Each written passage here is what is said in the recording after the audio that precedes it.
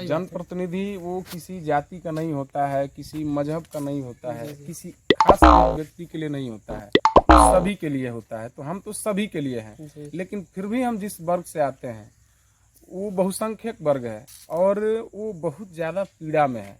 उसके साथ हमेशा अन्याय होते हैं। आप महात्मा गांधी का एक बात जरूर याद कीजिए। महात्मा गांधी ने कहा था कि भारत का विकास का जो रास्ता है, भारत की देश की जो समृद्धि का रास्ता है, वो गांव की समृद्धि से होकर गुजरता है। तो जब तक गांव खुशहाल नहीं होगा, गांव के लोग समृद्ध नहीं होंगे, तब तक देश समृद्ध नहीं होगा। दोस्तों नमस्कार, मैं संत विजय जनमत एक्टिविस्ट वाला।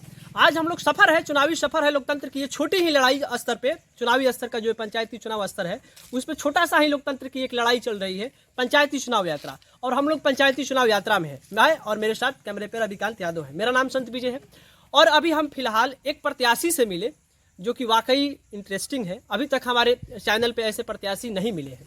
तो आइए हम क्या उनमें इंटरेस्टिंग बात हम बोल दिए भैया। तो उनमें एक ही चीज़ इंटरेस्टिंग है, थोड़ा दिखा दीजिए। उनके हाथ में भारत का संविधान पड़ा हुआ है। अभी तक हमें ऐसा कोई प्रत्याशी नहीं मिला है।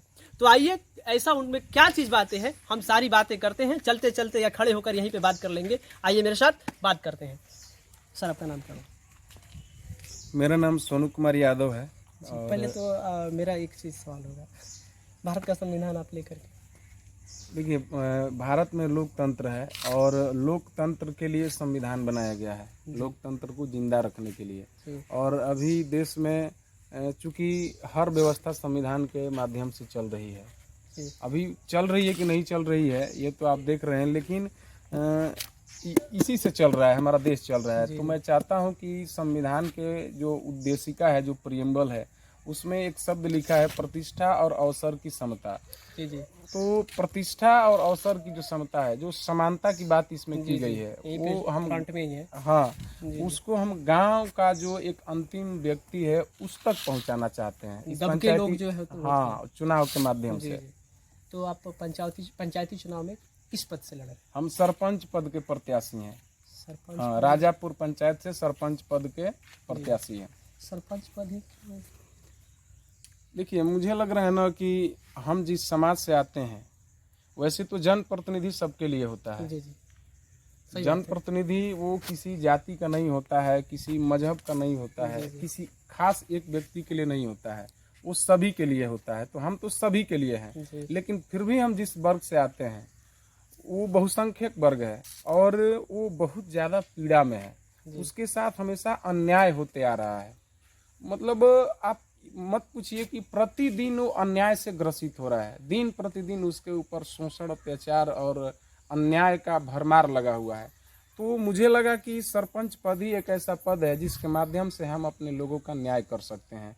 उस व्यक्ति का हम न्याय कर सकते हैं जिसका आर्थिक स्थिति उतना सुदृढ़ नहीं है और बौद्धिक क्षमता के अभाव में वो आपस में उलझ करके उसकी घर की जो भी थोड़ी बहुत आमदनी है वो कोर्ट कचहरी के माध्यम से बर्बाद हो जाता है और जिसकी वजह से वो आर्थिक रूप से लाचार हो जाता है। तो हम सरपंच पद के माध्यम से अपने लोगों को जागरूक करेंगे।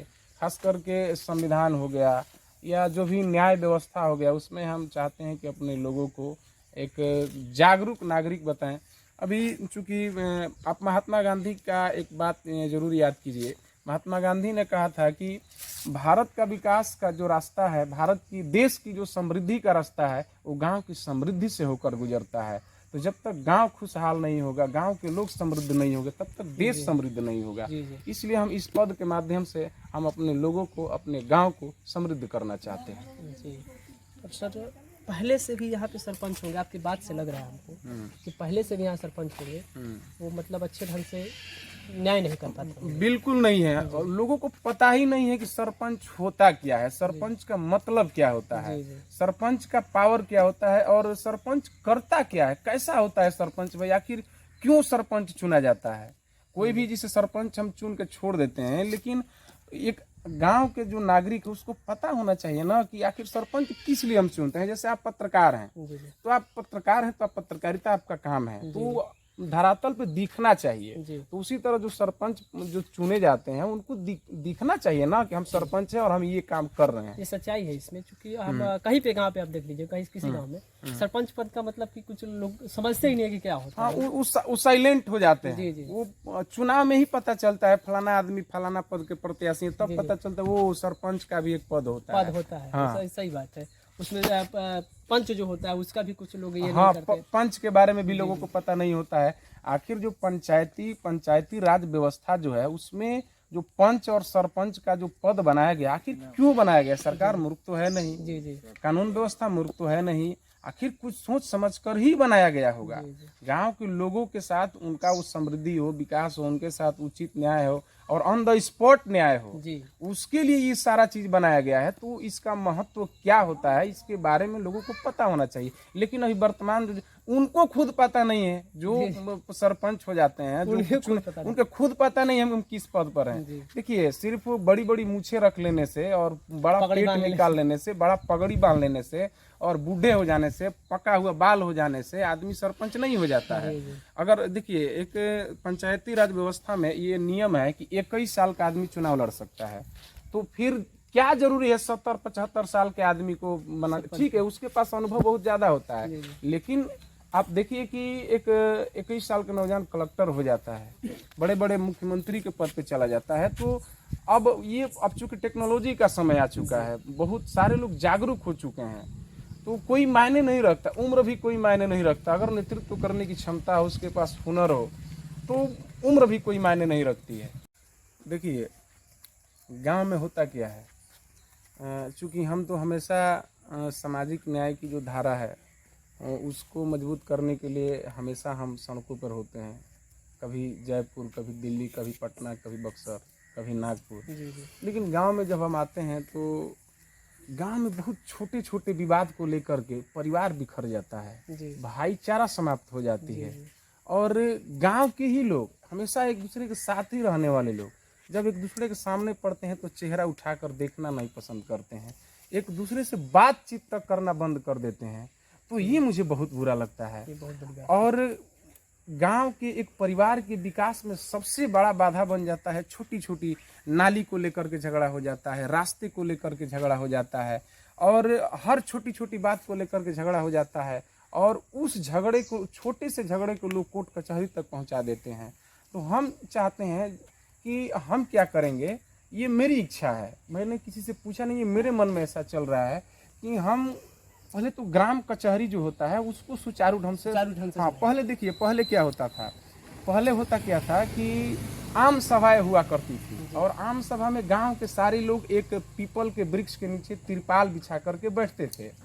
और होता ये था कि आम सभा में समस्या दूर करने के लिए बात होती थी, लेकिन अब क्या हो रहा है कि समस्या खड़ी करने के लिए आम सभा होती है। हाँ, समस्या क्रिएट किया जा रहा है, लोगों के पाँव में कुल्हाड़ी मारने वाला कि ये कैसे आगे बढ़ रहा है। हाँ, तो हम उस पर काम करेंगे और बजायता एक रजिस्टर तैयार करेंगे, और उस पर घर घर, वो चाहे किसी भी जाति का व्यक्ति क्यों ना हो, वो चाहे गरीब हो चाहे अमीर हो, हम घर घर जाएंगे और उस रजिस्टर पर एक एक व्यक्ति का हम समस्या नोट करेंगे, पूरे अपने पंचायत का।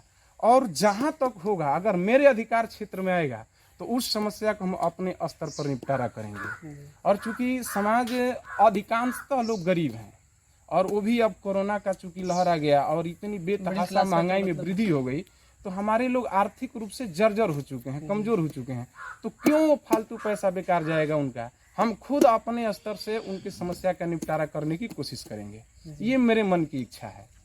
चलिए सोनू जी, आपसे बात करके बहुत अच्छा लगा। और एक चीज आपको बता दे रहे हैं कि आप मुंशी प्रेमचंद्र के बारे में आप जानते होंगे, और आपके माध्यम से हमें जो भी लोग इस वीडियो को देखते होंगे, आप मुंशी चूंकि उपन्यासकार रह चुके हैं, उपन्यास के सम्राट कहे जाते हैं। और उनकी एक कहानी है पूस की रात। हाँ, पूस की रात है।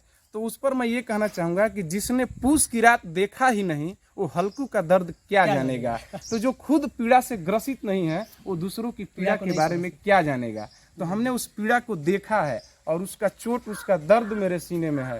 तो मैं चाहता हूं कि उसी दर्द को लेकर अपने समाज के बीच जाऊंगा, और उसको लगेगा कि हाँ मेरे दर्द के साथ इसका दर्द मिल रहा है, तो मुझे इस पद के लिए चुनेंगे। और मैं चूंकि देखिए मैं राजनीति की बुनियाद डालना चाहता हूं सरपंच पद का प्रत्याशी बन करके। अगर बाय द वे राजापुर की जनता को लगेगा कि सोनू को जिताया जाए, अगर जीत गए तब तो समझिए कि कायाकल्प हो जाएगा। और दियारांचल की जो सुदूर इलाके में यह गांव है, यहाँ से एक क्रांति की बिगुल बजेगी। और जो संविधान का जो उद्देशिका है, प्रियम्बल है, उसको पूर्णतः हम अपने व्यवहार में लोगों से लागू करवाने की कोशिश करेंगे। जी, आपसे बात करके वाकई बहुत अच्छा लगा। और यदि आपको वीडियो पसंद आई हो तो प्लीज़ इस वीडियो को शेयर कीजिए, लाइक कीजिए और चैनल को सब्सक्राइब कीजिए। यदि आप हमारे इस वीडियो को फेसबुक पेज पे देख रहे हैं तो पेज को फॉलो कीजिए।